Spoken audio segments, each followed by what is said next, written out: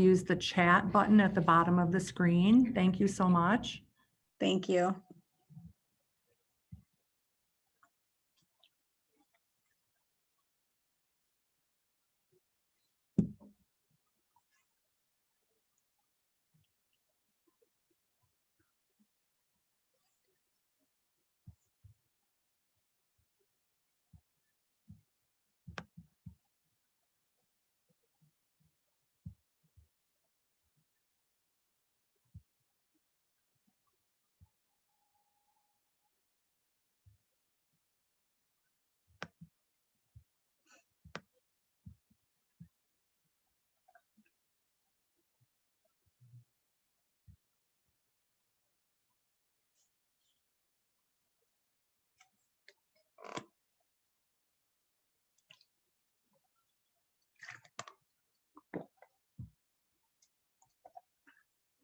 So Cheryl, I see that we have 4 on and our time is, the Okay, clock has started. So if you, All anytime right. you're ready, go ahead. Thank let's you. get started. Thank you, Diane. I appreciate it. So in case somebody else jumps in, if you could for me, type in the chat 1 word or 2 word how you're feeling, or what are you thinking right now? Where is your mind right now? So take a moment and let's do that while we wait for others to perhaps join the session. So taking just a moment to type in the chat, if you will, for me, please. A word or 2 describing how you're feeling, or where is your mind right now? What are you thinking about?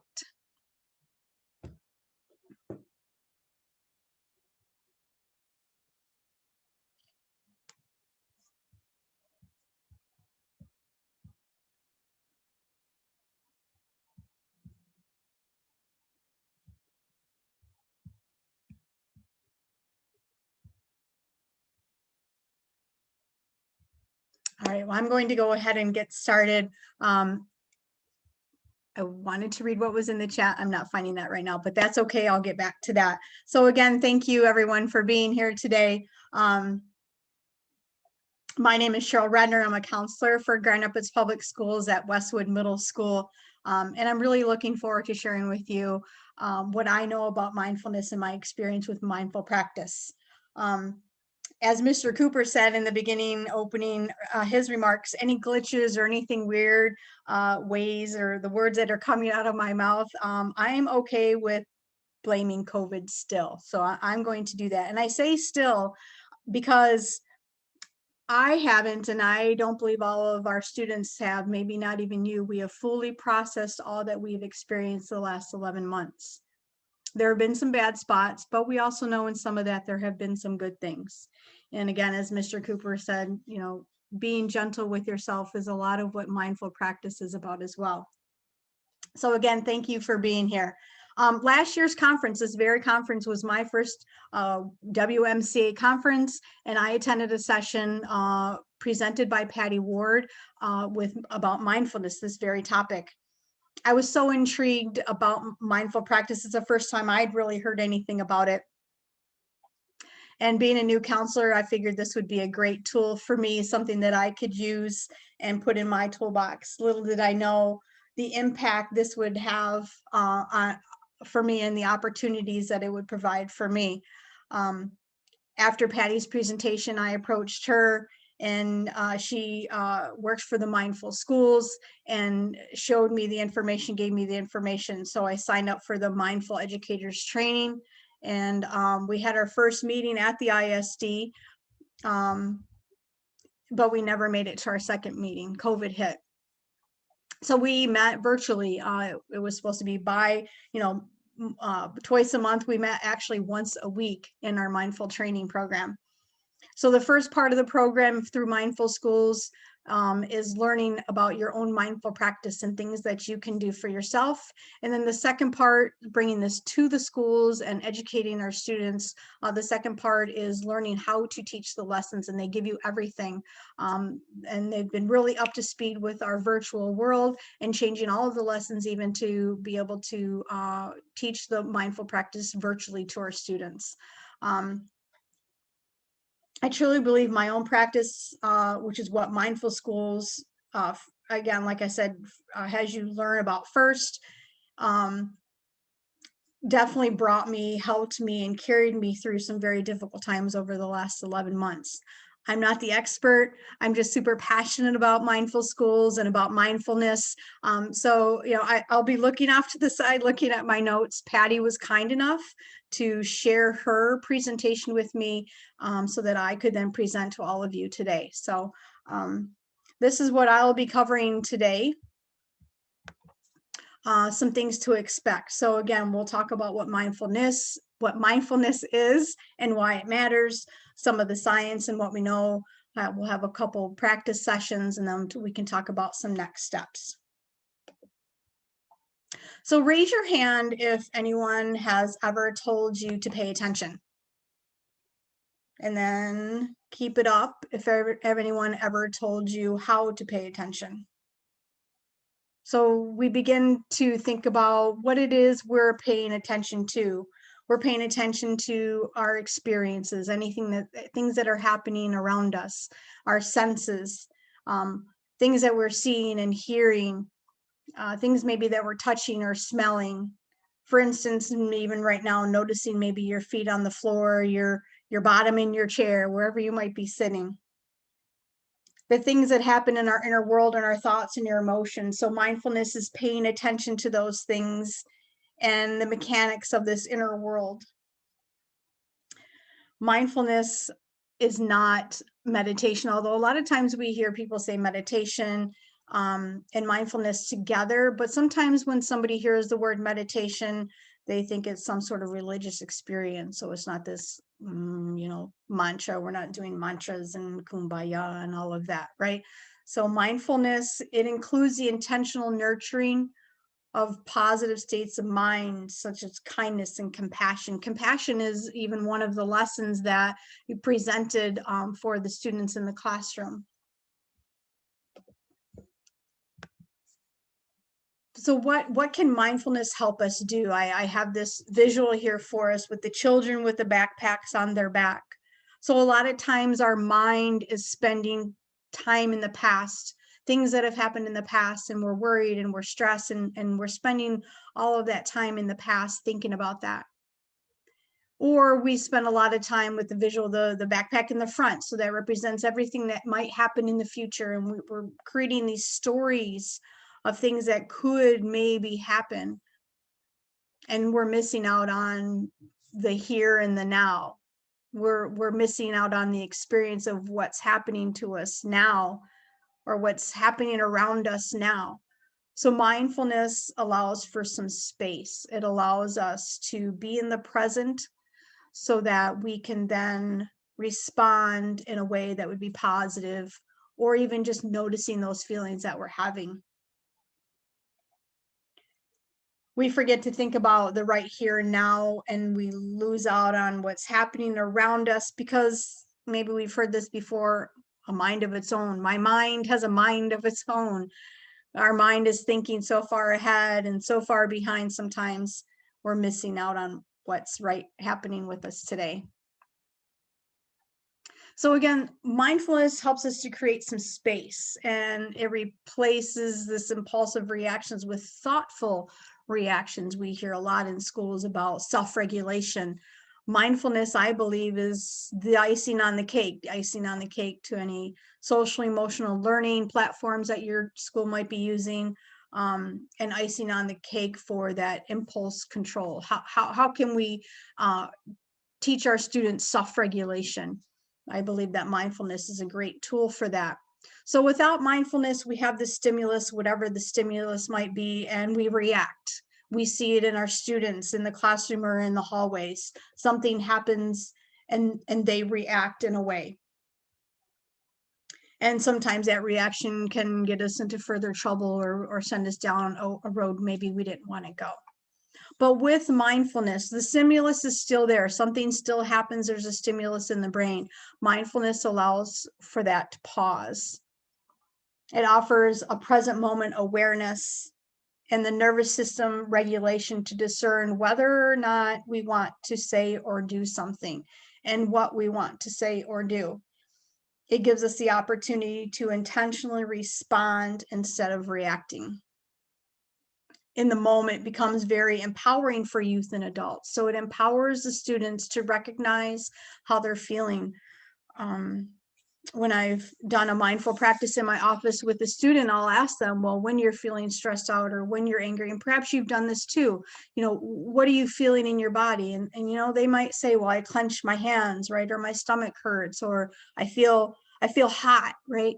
So practicing mindfulness in a manner that allows them to recognize those feelings, not to ignore them or push them aside, but to recognize how they're feeling, gives that space. It empowers them, and it puts ownership. It's putting ownership back on the individual.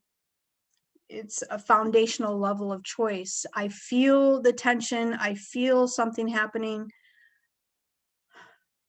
Perhaps now I can just take a moment to still react, to still share how I'm feeling about something, whatever is going on, not to push it aside or not to ignore it, but then to be able to express myself in a way that allows me to maybe not get into trouble.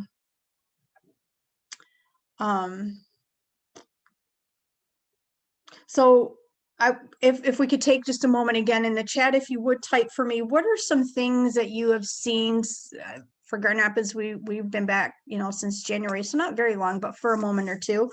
Some things that you have seen that maybe you're concerned with, where you might see a difference that mindfulness could have, the impact that it could have on your building. So just type in some things that maybe, one thing that you've seen in your building that you're like, wow, I'm a little concerned about that. For example, I was talking to a sixth grader on Monday, and just getting to know her. And I asked her, do you have any friends here? And she's like, no, they're either, in the other hybrid or they're virtual. And I said, well, who do you talk to during the day? And this little sixth grade girl talks to no one all day. And it just kind of got me in my heart. So what are some things that you might be concerned with? If you could type that in the chat for just a moment.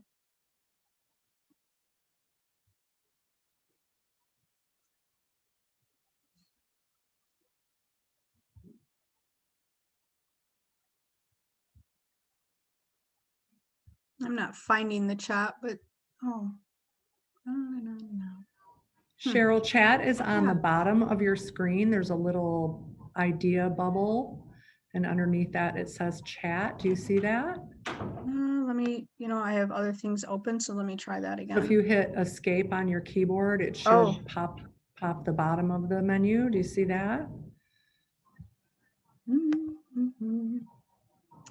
Thank you for your patience. No problem at all. You're doing great. So on the Zoom application at the bottom of the screen, there should be a little bubble where it says mute, start video, security, participants, chat, share screen. Yeah. Pause. Do you have a chat button there? Oh, there it is. More. Mine says more. Oh, you got to hit more. Okay. Sorry about that. Right? We're blaming COVID. It's COVID's fault. No. All right. So yeah, disengagement, so much disengagement. That just tears my heart. You walk into a classroom, at least at our school at Westwood, some classes, there's only 3 kids. I think our biggest class in cohort A is maybe 12, 14 students. I mean, they're wearing a mask. Nobody's talking. Now, some kids are. They're getting there. But yeah, they're disengaged and they're stressed about their grades. They're not with their friends. Anxiety reactions and panic attacks. So there's a lot of research that I'll share in the presentation where it talks about the reduction of stress and depression. And they're bored. Yeah. Yes, they are, right? Because they're not interacting in a way that they're used to. So thank you for sharing that. I think it's nice for us to take a moment to do that as professionals to share some of the things that we're seeing in our building. Okay, so how can I move? Oh, I lost everybody. Okay. So bear with me just a moment. Now you're all like this way on my screen. I want you back. I want you back in the corner. Promise I'm pretty tech savvy.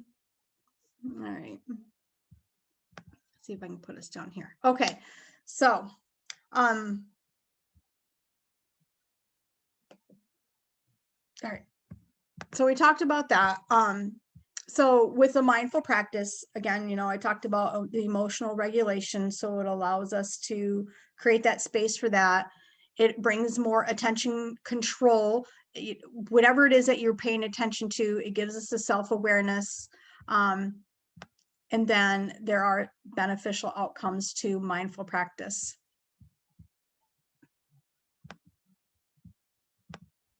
All right. Sorry, I'm just trying to move things around. Okay. So what mindfulness is not, so that we are not confused with this idea that it's going to be our save all. It's not a disciplinary tactic. So it's if used for that when teaching the lessons to the classroom, it will definitely backfire on us. So, teacher wants us to come in and teach mindfulness, or even for the teacher to teach mindfulness in their own classroom. It's not about disciplining the students at all. It's a chance and an opportunity to practice their awareness of where they are right now in the classroom through lots of different ways. It's not this, only calmness and happiness. If we practice mindfulness, I will always be calm and I'll always be happy. Well, I've been doing mindful practice pretty regularly, if you will, for the last year, and I can definitely say that I have not become more calm, and I am not necessarily happier, because I've still experienced some pretty difficult things with my family over the last 11 months, but I was aware of those things, and I felt them. It's not a silver bullet for everything that ails all. This is not the, this will save our classroom, everybody do mindfulness, great, we're solved. Not at all. It's not the absence of thought, so we're not dumping everything that's in our brain and not thinking about anything. It's quite the opposite of that, right? It's being more mindful and being more aware of where is our mind right now, and being gentle with ourselves. I really love that about mindful schools. When I would go to the practices with them, they really stress that. And I know as counselors, we hear that all the time, self-care and be gentle with yourself, and we're not. And I think it's good to continue to say that. So being gentle with wherever your mind is, even right now, and then trying to bring it back to that present awareness when you're practicing mindfulness.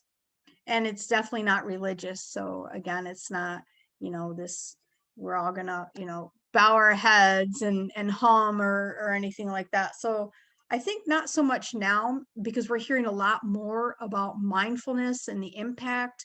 Even stars and celebrities are talking about mindful practice. Whereas before, if somebody heard mindfulness, they heard meditation. And when we hear meditation, we tend to maybe shy away from that. But I think that's definitely that idea, that misconception, if you will, is going to really begin to change, because we're hearing over and over in the news the impact that distance learning, virtual learning has had on our students. We don't know it all yet. We don't know the impact. We're going to find that, and as that begins to unpack itself and show itself in our hallways and in our buildings, as counselors, I think it's exciting. It might be a little scary, but it's exciting. Like, okay, well, what can I do? Because that's what we want to do, right? What can we do to help not just the kids, but even our staff and our teachers and our parents. I really believe in mindfulness, that this is really an amazing tool that can give us something else to help. So I want to share this video with you. Dan Harris does an amazing job of talking about mindfulness. This is an app too, Happify. So that's another app that I have on my phone. I didn't have to pay for it. That's been another free one for me. I don't know if that's free yet or not. So I'm going to share this video. If I could just, make sure things are okay. If I could just, one of you wouldn't mind just give me that thumbs up that it's working. Okay. So let me start the video, and then, so thumbs up, you can hear and see.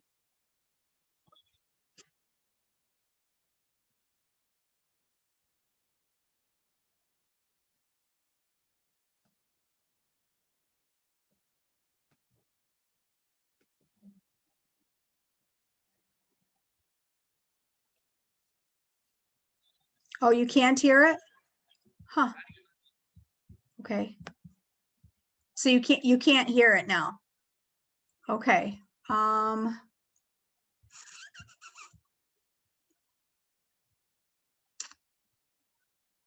So I don't know if Diana's still with me.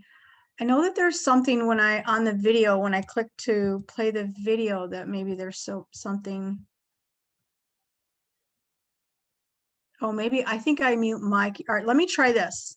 I play the video.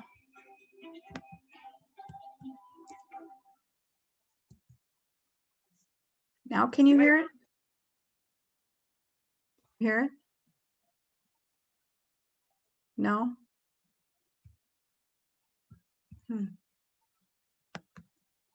Diane, are you with us? Can anybody else hear it? Maybe I'm the only one. And let me say that again, Pamela. I said, maybe I'm the only one who can't hear. Maybe other people can hear. Kara can't hear it either.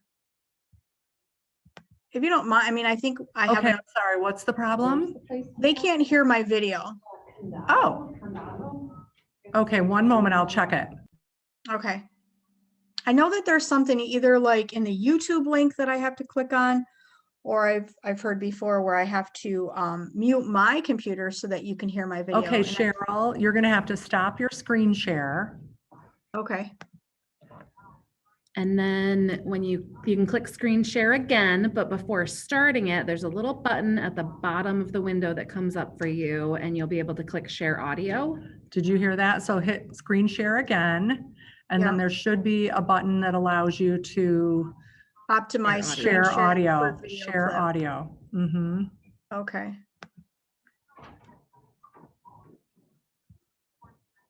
Okay. So, and then if somebody could unmute themselves and let me know, because I'm not seeing you all now. Can you hear it? I can hear it.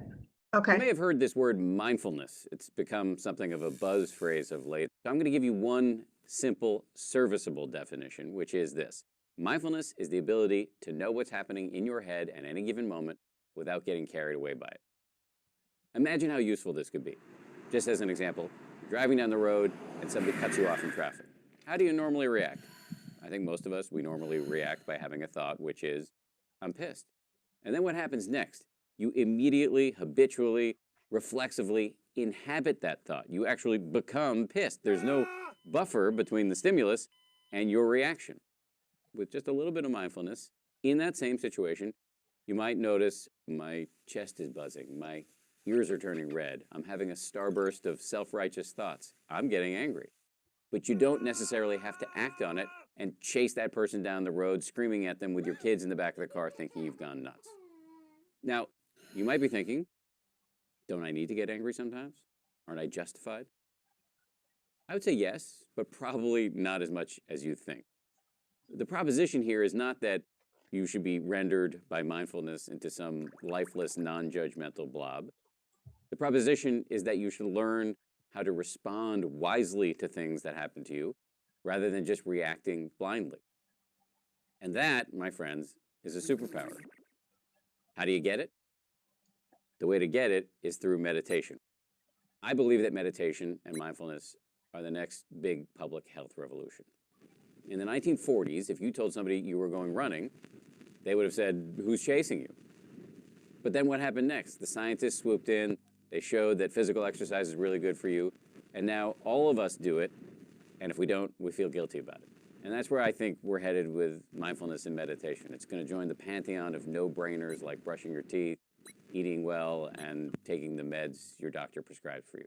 Let me just close by saying, mindfulness is not going to solve all of your problems. It's not going to render your life a nonstop parade of unicorns and rainbows. Nonetheless, this is a superpower, and one that is accessible by you immediately.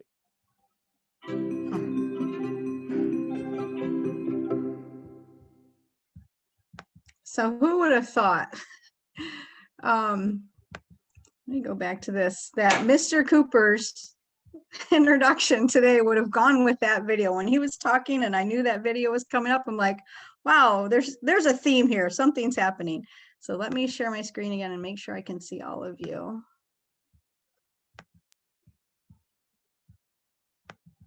Okay, now I can't see you guys.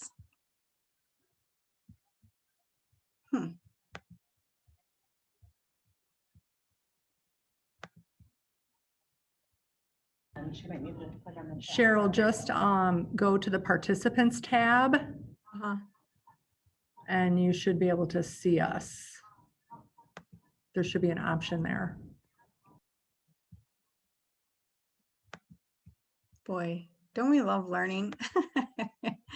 Well, I see your names, but I'm not seeing like your faces like I was before I was sharing the recording. Show video panel. There we go. Okay, just click, right? Okay, so thank you for your patience, ladies. Just a quick question, since we're just a small, intimate group, and thank you for being here. I appreciate it. Do any of you practice mindfulness or use an app for any type of mindful practice? And if I think you can all unmute yourselves if you wouldn't mind sharing yes or no and what you use.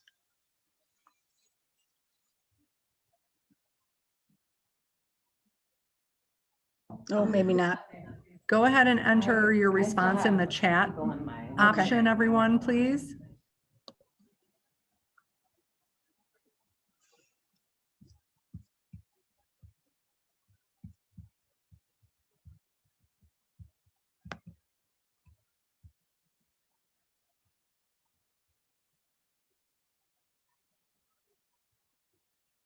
So just in the chat, like, yes, I practice mindfulness. No, not at all. And or an app that maybe you have on your phone that you use. You'll have to type in the chat.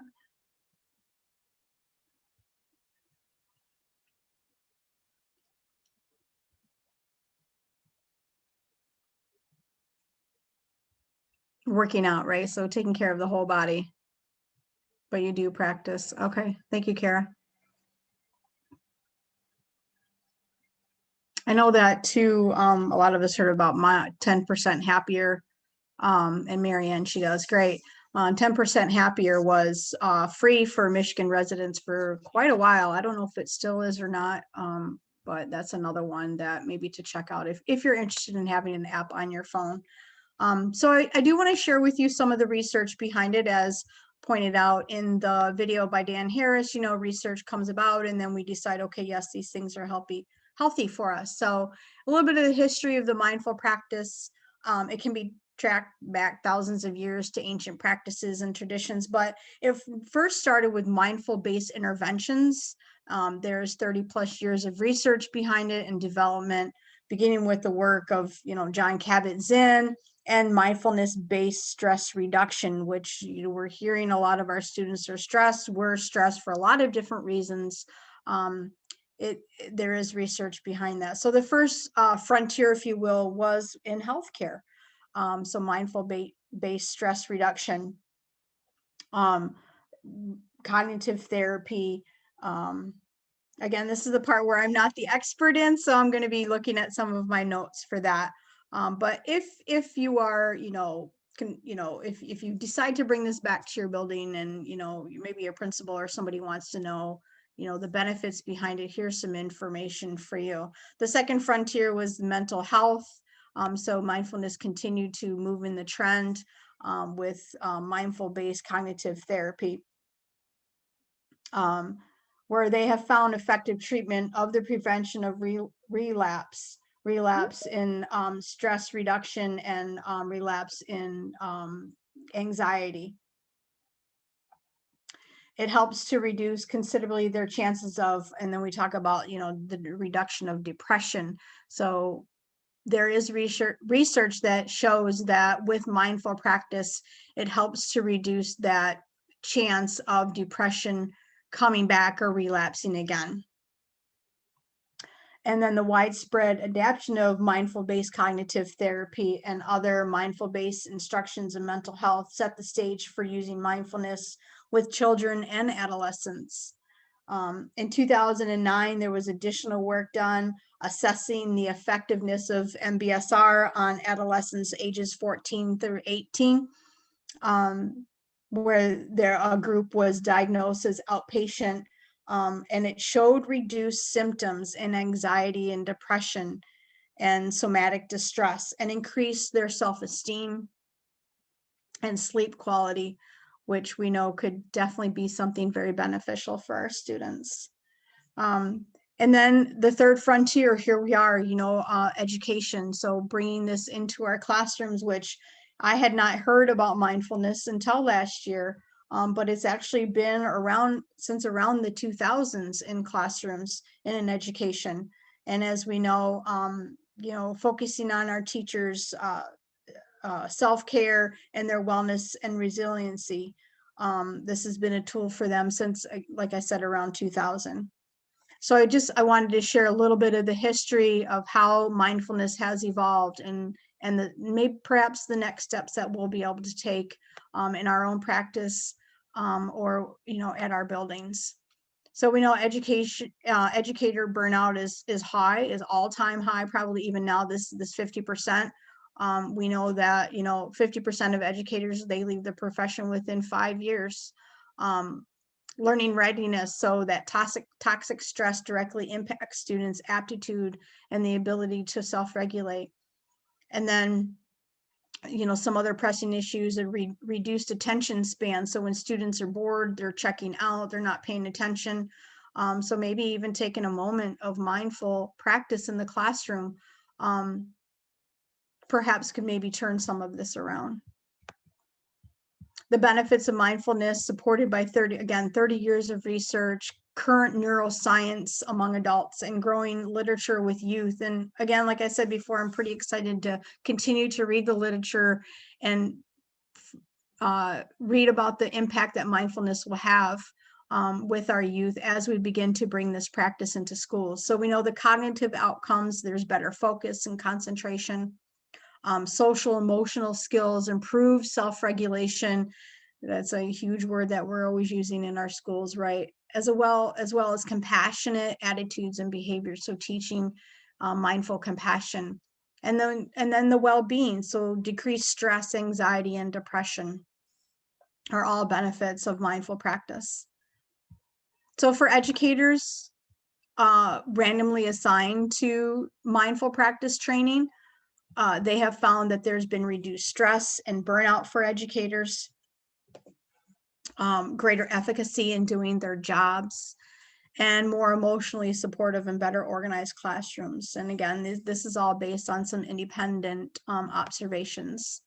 And this information, again, coming from mindfulschools.org.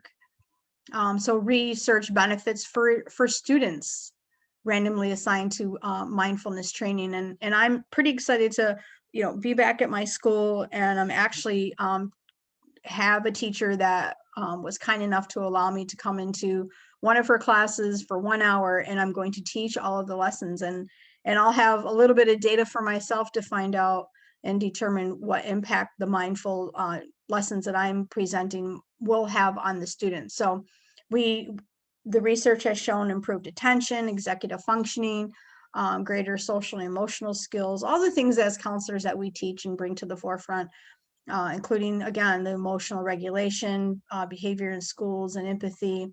It's this enhanced well-being, including lower test anxiety, stress anxiety, virtual learning anxiety, perhaps, and then PTSD, and then depression. So a lot of benefits also for students. I ran across this video, so here we go, doing a video again, by happenstance yesterday while I was on Facebook. So I want to take a moment to show you the other video, and then I'll show you this video as well. It just really hit home to me. It's called, I don't know if any of you had seen this video. It was on Facebook. All right, so hopefully I have everything. I don't know if I have to stop sharing again. Let me check my recordings. I think are okay. And it's called, let's see. All these tabs. I don't know. Can you all see my tabs? I have so many tabs open right now. Okay.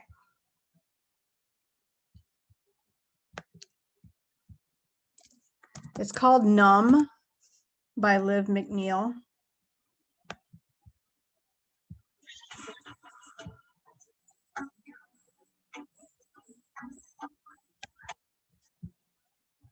All right, so before I start it, let me go back here where all of you. Okay, so I'm going to start the video. If I can get maybe just another thumbs up. Yes, we can hear and see it. Okay, so let me, I can do that. This video just really struck me. And we can talk about it maybe when it's done here.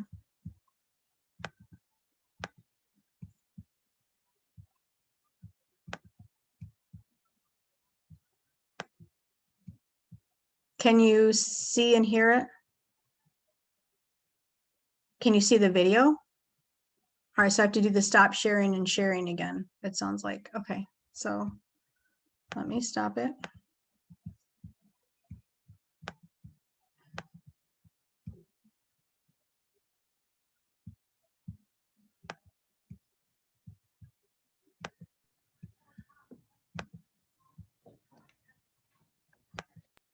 Okay.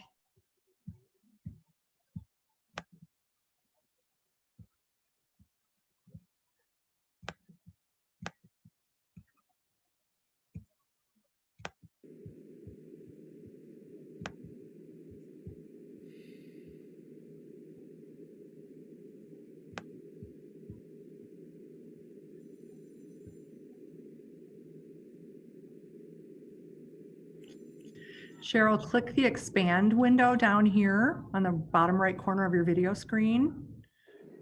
You should be able to expand that all the way. Okay, can you see and hear it?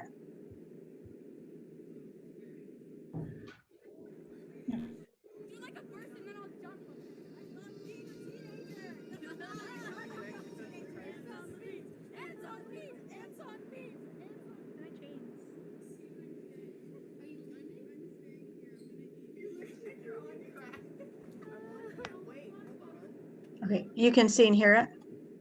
I can Okay. see it, but I can't really hear it. There's not a lot of sound quite yet. It's coming.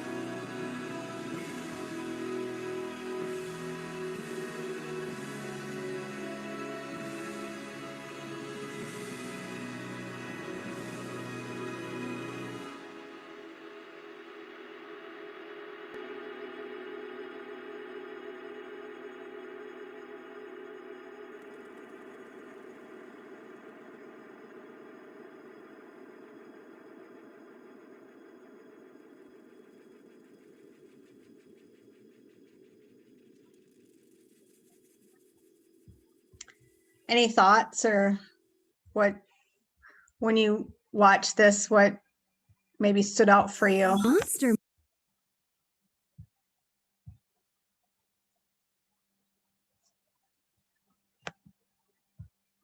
I don't know, it just made me think of, all the emails and all the things that I'm trying to send to the students or things that I'm trying to post for them, and how completely overwhelmed they're feeling right now. It just kind of tore at my heartstrings. So And let my me show. concern, Cheryl, is that they don't readily respond to us, you know. I don't know if they don't understand how to log on or if they're just so overwhelmed by their work. Yeah, completely. And we can understand maybe why they're not logging on or why they're not checking the emails, because they have that, whatever is going maybe on inside. And again, you know, processing it, I think, is what's going to be super important for us. And I know right now the push is, you know, content and, you know, we got to get caught up on all the content. But I'm going to continue to push mindfulness and really getting to our students and how we can help them begin to heal. So let's share another, I have another video for you. Hopefully you can see this one. I get really mad when my brother hits me a lot. Hear and see. I don't like it when you say you don't want to play with me. When I'm mad, my brain can get a headache and it can start hurting. Your blood keeps pumping because you're like really mad. And you start to get sweaty because you're getting really, really mad. And then when you start getting really mad, you turn red. When your body can't really control yourself, mad just takes over your body. I just get out of control. It's kind of like if you had a jar and then the jar would be your brain and then you put glitter in the jar and that would be how you would feel like. If you shook up the jar and the glitter went everywhere, that would be how your mind looks. And it's like spinning around and then you don't have any time to think. And you sometimes punch stuff and people when you don't really mean it. When I get angry, I feel it in my heart. I really don't like when I get angry. The amygdala really reacts, but the prefrontal cortex tries to keep it down. When I feel like I want to, get really angry and yell, I just sometimes, take deep breaths. First you find a place where you can be alone, then you find some way to relax and calm down. When I need to calm down, I take deep breaths. I breathe in through my nose. Sometimes I close my eyes or just take deep breaths. It's coming down, it's not moving. It's slowing down and then it stops. And the heart pumps slow and then it goes into your brain. It's like all the sparkles are at the bottom of your brain. My brain slows down and then I feel more calm and then I'm ready to speak to that person.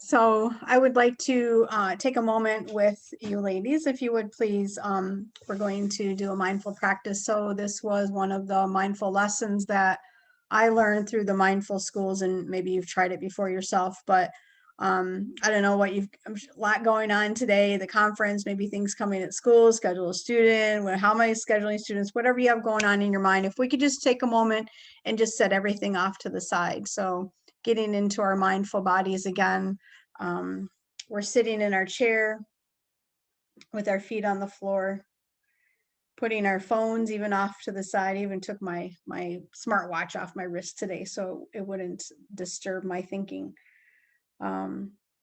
Your hands, when we get into mindful practice, we teach the kids, they can either, hold the hands or putting them on our lap. And we say to the students, we're going to sit upright, but not uptight. Mindfulness isn't, to fall asleep. So we still want to be alert and aware. And even, doesn't that feel good, Kara? Even just to like move our neck around and just like, you can feel that stress going on in you right now. I know you can. I know I can. So when we teach in the classroom, we ask them, invite them to have their feet on the floor. We say this is our mindful body, so preparing for our mindful practice. And then we invite the students, if they feel comfortable, to close their eyes, but there is some hesitancy with that because that can release trauma in their brain by closing their eyes, so they don't have to. So we say, if you feel comfortable, go ahead and close your eyes. And if not, if you don't feel comfortable, because especially the first time with students, it feels weird. And we know that it feels weird, but we're all feeling weird together. So maybe that's okay too. But if they don't feel comfortable closing their eyes, then just inviting them to perhaps looking down at their desk, their table for you, maybe at your thighs or at your computer. So just noticing our breath for a moment, not changing the breath, but just noticing.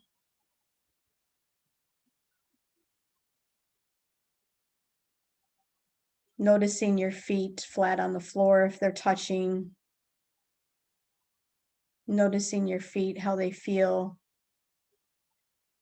either in your socks, your shoes if you're wearing shoes, or maybe your slippers. Taking a moment to notice the temperature, any coldness. Are your toes cold? Maybe they're warm.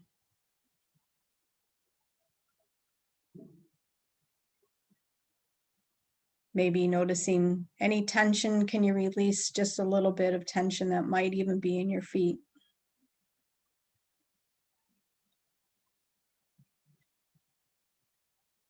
Noticing your calves. Noticing how they feel. The feeling on the back of the chair, if you can feel the chair on your calves. Any soreness or tension in your calves, can you release that just a little bit more?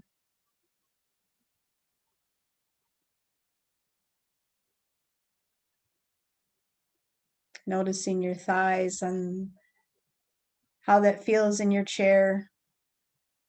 You're sitting in a hard chair, noticing that feeling, maybe a cushioned chair. And if any tension, the awareness to any tension that might be in your thighs, can you let that go just a little bit more?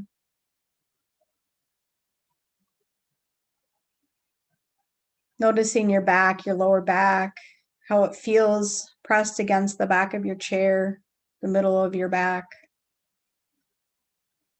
If you're noticing any tightness, can you release that? Can you let that go just a little bit?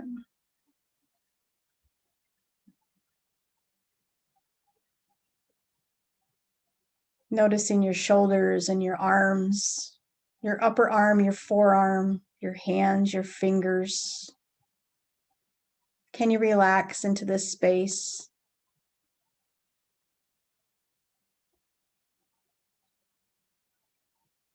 Notice any sensations that you might have in your neck, in the back of your head even, and your forehead, your cheeks.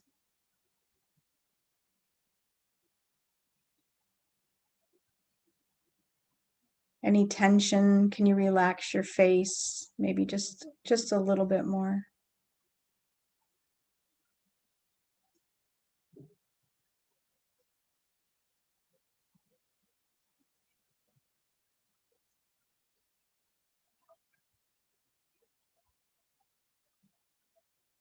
Noticing your thoughts and your feelings and how you're feeling in this space right now.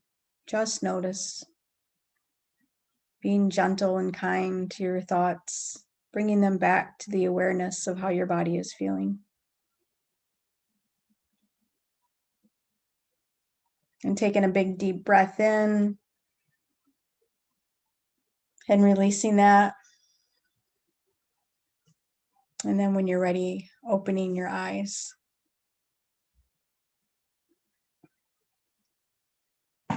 So that would be, perhaps a lesson that would be done later on with students. But even teaching them, we've maybe used before with clenching and releasing, right? So there's lots of different ways that you can do a body scan with students. Hopefully you're feeling maybe just a little bit better right now. My brother hits me a lot. Skip that. I don't. Okay, there we go. So just a little bit more here for us ladies to wrap up our session. The thing that's been exciting in the research is this idea of neuroplasticity. It used to be thought that the brain was formed, and once it's formed, you can't change the brain, you can't change pathways. And research has found that that's not true, that we can change those neural pathways, we can change some of the things that are happening in our brain, and we can take responsibility. I'd said in the beginning, we say our brain, our mind has a mind of its own. And to some degree, sometimes it does, right? But we do know with research and with this research of neuroplasticity that we can rewire the brain. You can do things to, by showing gratitude to have that feeling of happiness within you and finding joy. I have time for one more video and then I'll be wrapping up. I did want to show this to you about neuroplasticity. Scientists believe that the brain did not change after childhood, that it was hardwired and fixed by the time we became adults.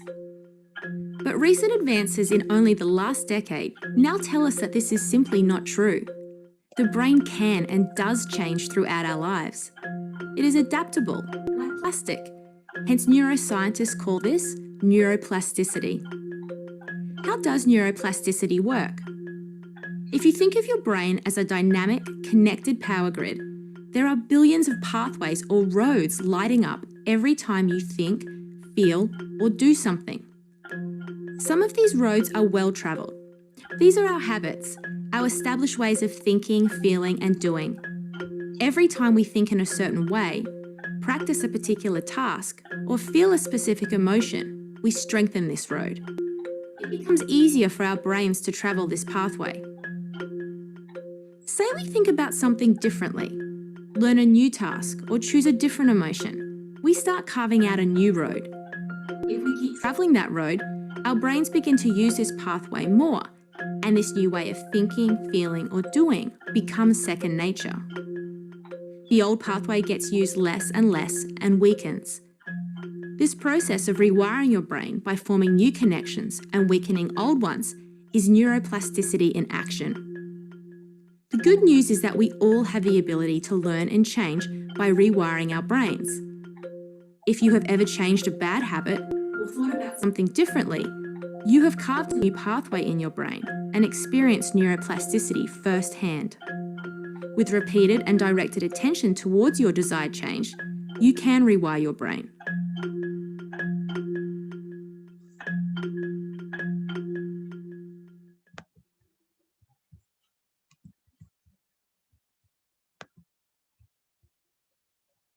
So I can't say it any better than that because I'm not the expert in neuroplasticity, but I think the exciting part is knowing that we can rewire our brain, and mindfulness is a tool that can help us with that. I have more information. Maybe you've seen these things about the brain before where, we have the prefrontal cortex, right? And then the amygdala, and then the hippocampus. And we know that for children, for adults, anybody, our prefrontal cortex, right? That's our thinker. And when our emotions are high, something happens, an emotion happens, and some of that connection is lost, and we really lose it. The connection is really lost. And that's why, we had a student in the office on Tuesday who was hitting himself in the head all over his uniform. Like, that you need to use it, wear your uniform. And, of course, the principal right away is like, well, we've been back for a month and he knows the rules and this is what we're doing. And he's hitting himself in the head. And I looked at him, I said, yeah, but it's not about the uniform.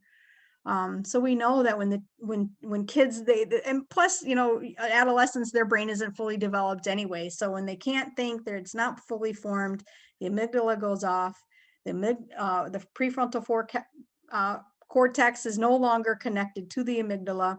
The hippocampus is where the learning, the files, everything is stored, and they can't remember anything. So again, my passion with mindfulness, I truly, truly believe that mindfulness can help our students with that, can help each and every one of us with that. So if you want more information, if you wanted to share either your email, mindfulschools.org. I know that they're offering a discount on there because it was quite costly. I paid for it out of pocket. I was that passionate about it. And it's just the way some of those things go, but I'm glad that I did. I think, is that the email I have there? Yeah. So mindfulschools.org. If you're interested, just go onto the website, check it out. And again, thank you. That's my email if you wanted to reach out at all. Of course, two of you ladies I know very well. And Kara, I appreciate you. Appreciate you practicing with me today and listening to all the information. So yeah, unless you have a question, thank you all so much for being here today.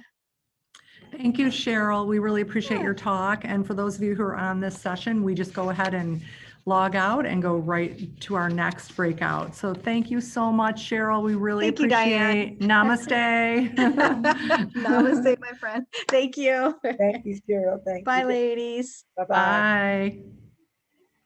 Thank you. Thank you, my friend Jen. Pamela.